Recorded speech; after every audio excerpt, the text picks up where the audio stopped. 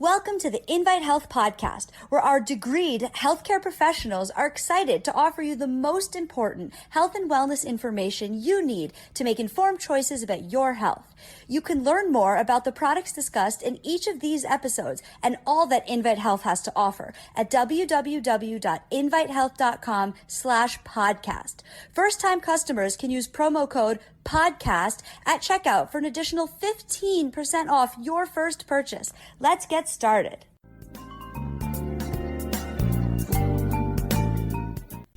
Welcome back to part 2 of my episode, Ceramides. These fats make cholesterol extremely dangerous. Ceramides are a type of fat that our body makes, and there's different forms of ceramides. And they're okay at normal levels. In fact, they make your skin and they're involved with your cell production, etc. But at very elevated levels, they're extremely dangerous for your heart. And we discussed Dr. Jeff Musin. He's the co-director of the cardiac lab at the Mayo Clinic. And Dr. Musin says that elevated LDL or overeating causes ceramides to build up in our tissues. So LDL is the notoriously titled bad cholesterol. It's not always bad. You need it for certain things. But when it's elevated or it goes rancid, it's very dangerous. Especially the small, dense variety of it. Dense meaning it's heavy, so it floats out of our blood because of gravity and it is attaching to blood vessel walls. And because it's a small molecule, because it has these small molecules in it, any cracks in the blood vessel walls, any opening in the blood vessel walls, it can easily insinuate itself into. So what's the problem with ceramides? The ceramides literally shove the LDL bad cholesterol into the walls of our blood vessels. And according to the Mayo Clinic, 50 times worse than usual. In other words, if LDL bad cholesterol has a propensity for attaching and damaging our blood vessels and causing a buildup of the plaque that leads to hardening of the arteries, it's 50 times worse if you're elevated in ceramides. So I said in part 1 of this episode that elevated ceramides on their own are monsters for our hearts, and they actually affect our survival. And inflammation causes them to increase, the kind of inflammation you'd see in diabetes or maybe kidney disease or liver disease. Not the temporary inflammation you get from an infection. That goes away quickly, hopefully. But also obesity increases ceramides. Eating a lot of unhealthy fats, eating a lot of sugary foods like donuts, they all increase ceramides. Overeating in general, obesity, blood sugar problems, like I said, inflammation, elevated LDL, all of these increase ceramides. Unfortunately, so does just the process of aging. That's why it's so important for us older adults to have a lot of antioxidants to help protect our blood vessel walls. Antioxidants like what's in blueberries and broccoli and green tea and a little bit of cocoa if it's not damaged into milk chocolate, things like that. Antioxidants, they help protect us. Vitamin C, natural vitamin E, tocotrienol's version of vitamin E, all those help protect us. But also you want your bad cholesterol down when you're older because the ceramides are going to be there. So the bad cholesterol literally becomes more dangerous as we grow older. So we really should discuss at this point what lowers ceramides. And just to cover quickly, the Mayo Clinic and many other academic research institutions of high caliber said that elevated ceramides are involved with severe heart attacks, strokes, severe buildup of cholesterol in the blood vessel walls. There's even evidence for Alzheimer's disease. In older people, our T cells don't work well to fight cancer. It leads to massive heart attacks, strokes, the need for bypass surgery and open heart surgery and stenting. And also, unfortunately, mortality, not just morbidity, which is disease, but mortality, which is the end. So you really want to lower your ceramide level. Now, just a word on this. LDL, once again, is the number one fat that builds up in our arteries. It leads to atherosclerosis and arteriosclerosis, etc. Hardening of the arteries and blood vessel walls. And despite tremendous success with statins for lowering LDL cholesterol, heart disease still remains the number one cause of death everywhere on the planet. So we have to look at other things involved here. We know inflammation is part and parcel of these issues. That's something you could get checked. I've done a couple of podcast episodes on something called HSCRP, which is something that can be used for a marker of chronic low-grade inflammation that can damage the kidneys or the brain or the heart. We've spoken about different kinds of fat in previous episodes like triglycerides. Now we're talking about ceramides. So this is another thing. And by the way, a good diet, exercise, not smoking, not drinking a lot of alcohol, all of these things tend to lower all of these bad things. But we need a little bit more help with ceramides. Now they have found that two types of statin drug do help lower ceramides. Rosuvastatin, which is Crestor.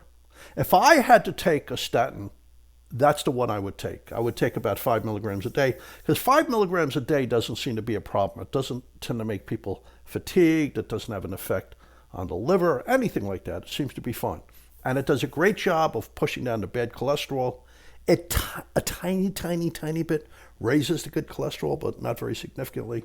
But now they're finding that rosuvastatin lowers ceramides, so that's another plus. And that might be why, out of all the statins, rosuvastatin, along with atorvastatin, seem to be the best for keeping patients alive, because atorvastatin also has a slight propensity for lowering ceramides.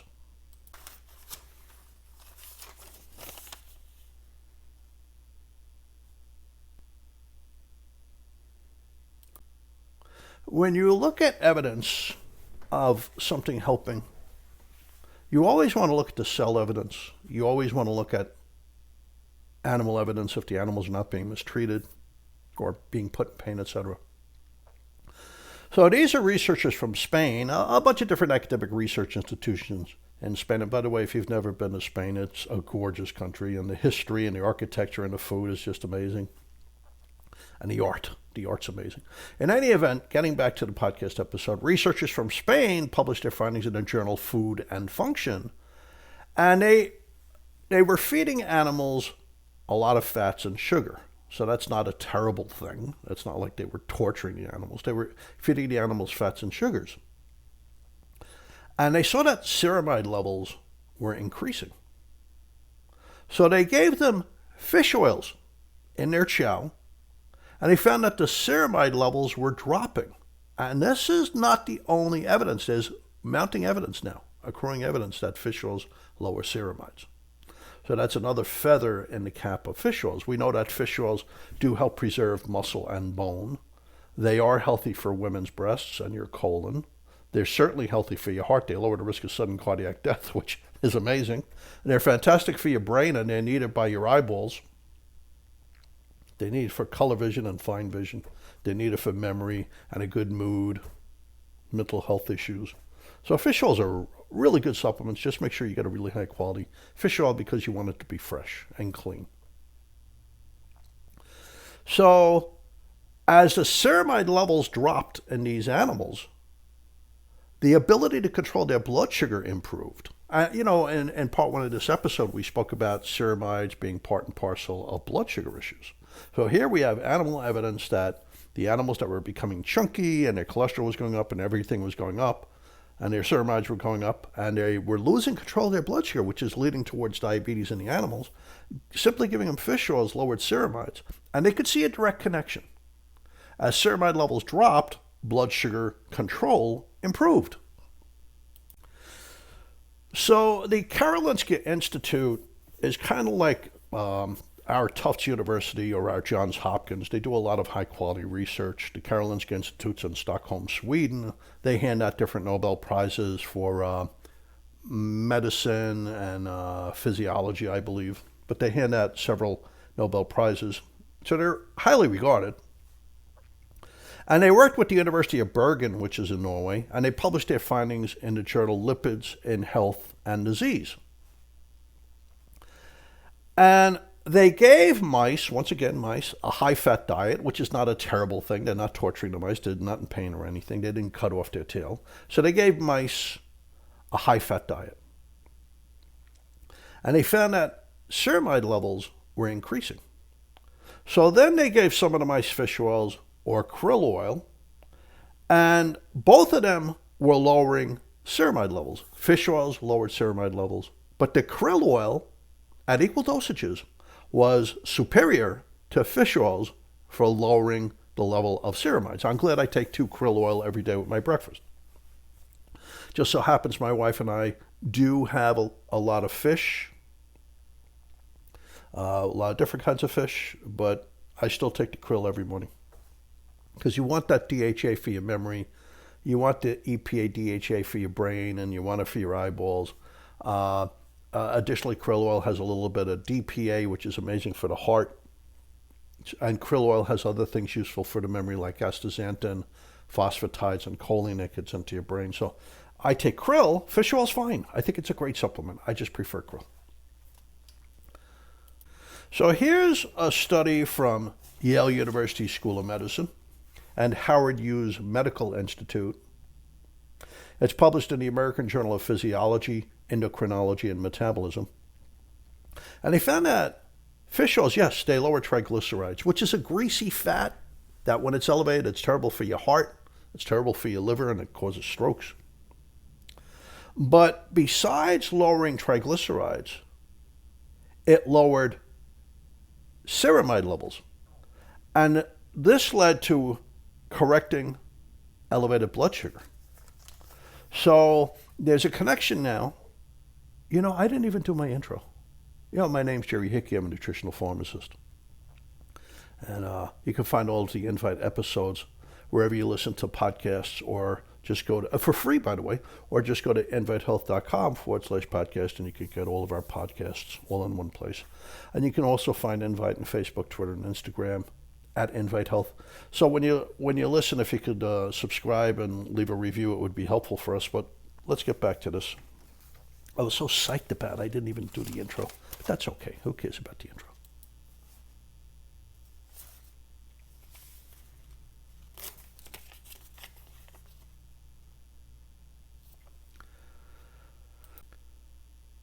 So we are concerned about ceramides, just to reiterate, because they increase with high blood pressure, they increase with diabetes, they increase with obesity, they increase with inflammation, they increase with age, they increase with eating too many fats and sugars, and they cause heart damage.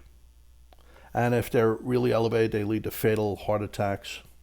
And I said that statins can help lower them, and fish oils help lower them, and krill oil. Not a lot of data on krill oil yet with ceramides, but that one study was very, very positive.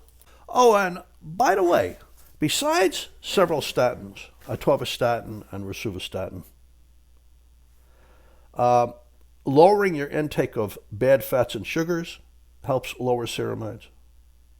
Cutting your calories, aerobic exercise, and fish oils, they all help lower ceramides. So I just want to repeat these things. They're so important.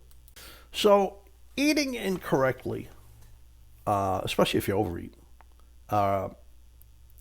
leads to heart disease, diabetes, obesity, many things. It contributes to Alzheimer's disease, even bone loss and pain, etc. And eating correctly reduces inflammation, supplies antioxidants. Eating wrong leads to bad things, including cancer. Eating correctly, good things. I think fish oil should be part of that. They've seen, it was researchers at the University of Manchester in England, University of London, it's published in the journal Biochemical Pharmacology, that even people who choose a poor diet, high in cholesterol and sugar, if they take fish oils, it helps prevent the inflammation, it helps prevent the rise in triglycerides, and it helps prevent the rise in ceramides. So let's go on with some of these fish oil studies. And in fact, let's talk about related studies. I mean,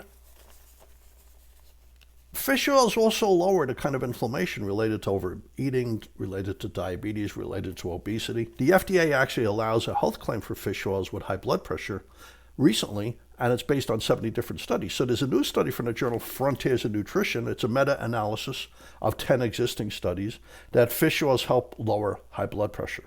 More importantly, dozens of studies show that it reduces the risk of sudden cardiac death, which is related to high blood pressure. Now, there are several other studies that fish oils lower ceramides. I think that that's a very positive thing to do. So I want to thank you for listening to part 2 of our episode, how ceramides make your cholesterol exceedingly dangerous, exceedingly dangerous. My name is Jerry Hickey. I'm a nutritional pharmacist. And let me just reiterate, you can find all of our episodes for free wherever you listen to podcasts, or go to invitehealth.com/podcast. So thanks for listening. Hope to see you next time on another episode of the Invite Health Podcast. Jerry Hickey signing off.